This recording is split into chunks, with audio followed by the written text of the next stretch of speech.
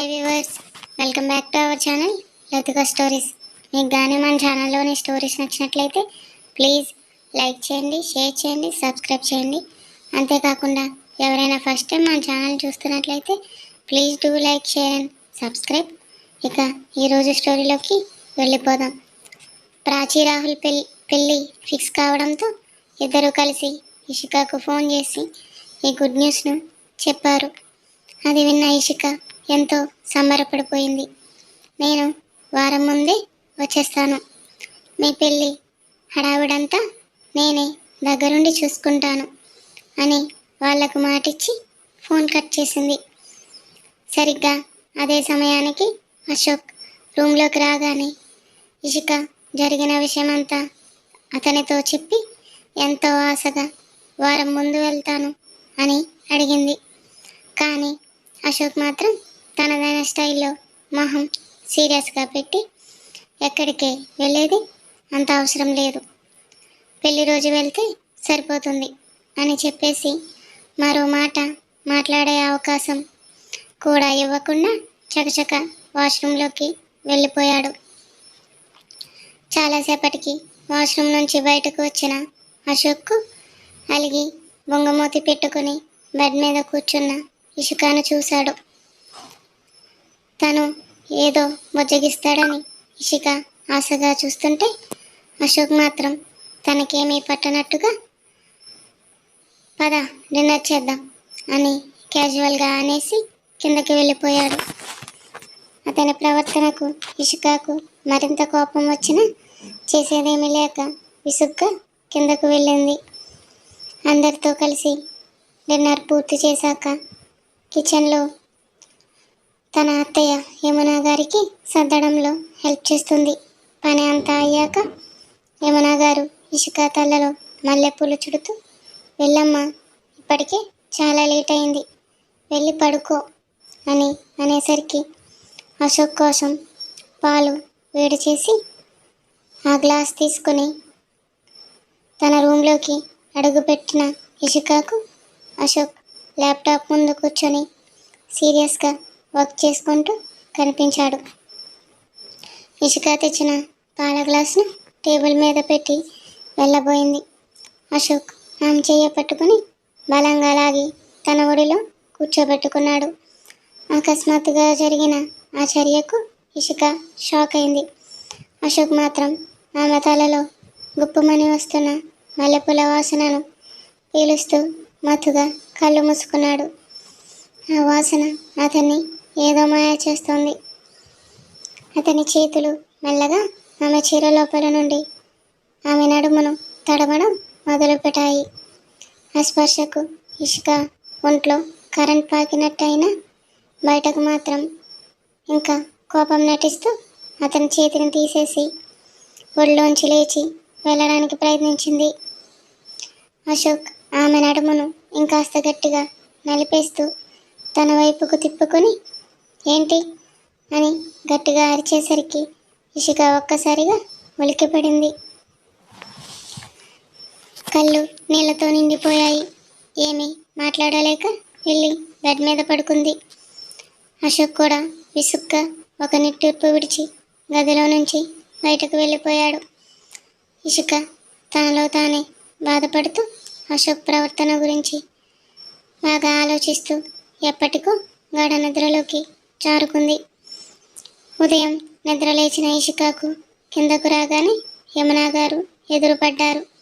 అమ్మా ఇషిక, అశోక్కి ఏదో urgent work ఉందంట, అందుకే తెల్లవారుజామునే ఆఫీస్కి వెళ్ళిపోయాడు. నువ్వు ప్రాచీ పెళ్ళికి వారం ముందే వెళ్తా అన్నావు కదా, అందుకే రెడీగా ఉండమన్నాడు.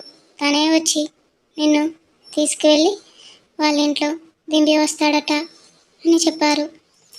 ఆ మాట వినగానే ఇషికాకు ఒక్కసారిగా అయోమయం, ఆశ్చర్యం రెండూ కలిగాయి. నిన్న రాత్రి వద్దన్న మనిషి ఇప్పుడు వెళ్ళమని చెప్పడం ఆమెకు అస్సలు అర్థం కాలేదు. వెంటనే తన రూమ్లోకి వెళ్ళి అశోక్కు ఫోన్ చేసింది. కానీ ఎన్నిసార్లు చేసినా రింగ్ అవుతుందే తప్ప అశోక్ ఫోన్ లిఫ్ట్ చేయడం లేదు. ఇషిక ఫోన్ పక్కన పెట్టి రెడీ అవుతుంది. అప్పుడే అశోక్ నెంబర్ నుంచి మెసేజ్ వస్తుంది. డ్రైవర్ వస్తున్నాడు, వెళ్ళు అని. ఇషిక ఆ మెసేజ్ చూసి అశోక్ ఇంకా కోపంగా ఉన్నాడని అర్థం చేసుకొని, లేదు సార్, నేను వెళ్ళట్లేదు అని రిప్లై ఇచ్చింది. అశోక్ ఆ మెసేజ్ చూసి స్మైల్ చేస్తూ ఇంటికి వస్తాడు. అప్పటికే రెడీ అయి ఉన్న ఇషికాను చూస్తూ రా అని పిలుస్తాడు.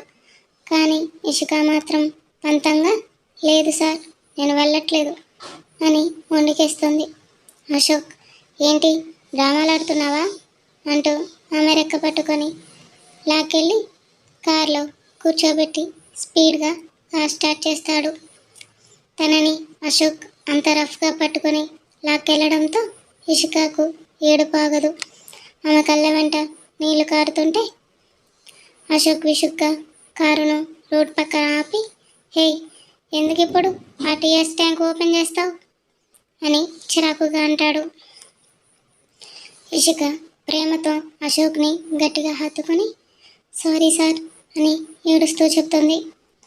కానీ అశోక్ మళ్ళీ కార్ స్టార్ట్ చేసి నేరుగా ప్రాచి వాళ్ళ ఇంటి దగ్గర ఆపుతాడు. ఇషిక కార్ దిగి తననే చూస్తుంటే అశోక్ మాత్రం ఆమె వైపు కనీసం చూడకుండానే కారు రివర్స్ తీసుకొని అక్కడి నుంచి వెళ్ళిపోతాడు. ఇషిక కోరుకున్నట్టుగానే ప్రాచి రాహుల్ల హల్దీ, సంగీత్ అన్ని వేడుకలను దగ్గరుండి చూసుకుంటూ చాలా సంతోషంగా గడుపుతోంది. కానీ లోపల అశోక్ పట్ల ఒక చిన్న వెలితి ఉంది. మధ్య మధ్యలో ఎన్నిసార్లు ఫోన్ చేసినా అశోక్ లిఫ్ట్ చేయట్లేదు. ప్రాచి స్వయంగా ఫోన్ చేసి తప్పకుండా రావాలని పట్టుపట్టడంతో అశోక్ పెళ్ళికి వస్తానని చెప్తాడు. పెళ్లి రోజు ఇషిక మిర్చి రెడ్ కలర్ శారీలో, సింపుల్ జ్యువెలరీలో తన న్యాచురల్ అందంతో మెరిసిపోతుంది. తన ఫ్రెండ్స్తో కలిసి నవ్వుతూ సెల్ఫీస్ తీసుకుంటూ బిజీగా ఉంది. సరిగ్గా అదే సమయానికి ఫంక్షన్ హాల్లోకి అడుగుపెట్టిన అశోక్ కళ్ళు ఇషికాను వెతకడం మొదలుపెట్టాయి. ఎర్రటి చీరలో నవ్వుతూ కనిపిస్తున్న ఇషికాను చూడగానే అశోక్ మనసు తన వశం తప్పింది. వారం రోజుల నుంచి తను మిస్ అవుతున్న తన భార్య అందాన్ని చూస్తూ కనురెప్ప వేయడం కూడా మర్చిపోయి అలాగే నిలబడిపోయాడు. పక్కన ఉన్న కొందరు కుర్రాళ్ళు ఇషికాను చూసి, రేయ్ చూడరా, ఆ రెడ్ సారీ అమ్మాయి ఎంత బాగుందో, ఆ నడుము చూడు, అదిరిపోయింది కదా అని కామెంట్స్ చేసుకుంటున్నారు.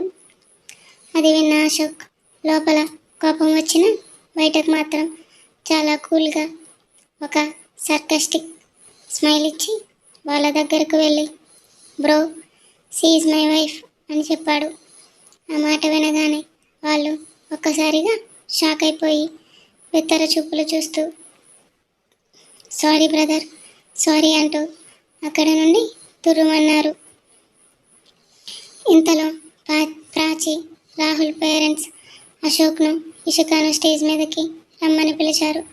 అశోక్ వెళ్ళి విష్ చేసి గిఫ్ట్ ఇచ్చి ఇషిక పక్కన నిలబడి ఫోటో సెషన్ అవ్వగానే అశోక్ వస్తాడని అనుకోని ఇషిక అతన్ని అక్కడ చూసి హ్యాపీగా ఫీల్ అవుతుంటే ఇషిక చేతిని గట్టిగా పట్టుకొని ఆమెను వేగంగా లాక్కుంటూ అక్కడే ఉన్న ఒక రూమ్లోకి తీసుకెళ్ళిపోయాడు. అశోక్ అలా ఒక్కసారిగా లాక్కెళ్ళేసరికి ఇషికాకు ఏం జరుగుతుందో అర్థం కాలేదు.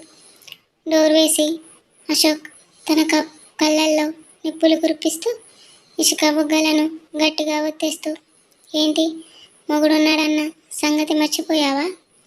ఇషిక అయోమయంగా భయంగా అతని వైపు చూస్తుంటే ఆమెను ఒక తూపుతో అద్దం ముందుకు నెట్టాడు. అక్కడ పక్కనే ఉన్న సింధూరం బాక్స్ తీసి వేలుతో సింధూరాన్ని ఇషిక పాపిట్లో దిద్దుతూ, పెళ్ళైన ఆడవాళ్ళు ఇది పెట్టుకుంటారు తెలుసా? నువ్వు ఇది పెట్టుకోలేదంటే నీకు మొగుడు లేడనా, లేక వేరే మగాడి కోసం ఏమైనా వెతుక్కుంటున్నావా అని అనేశాడు. ఆ మాట వినగానే ఇషిక అశోక్ చెంప మీద చల్లున ఒకటి కొట్టింది. ఆ దెబ్బకు అశోక్ కళ్ళల్లో కోపం రెట్టింపయింది. ఇషిక రెండు చేతులను వెనక్కు మడిచి ఆమెను తన మీదకు బలంగా లాక్కొని ఆమె ఏదో మాట్లాడేలోపే తన కోపాన్నంతా ముద్దుగా మారుస్తూ ఫోర్స్గా ఇషిక పెదవులను తన పెదవులతో బంధించేశాడు.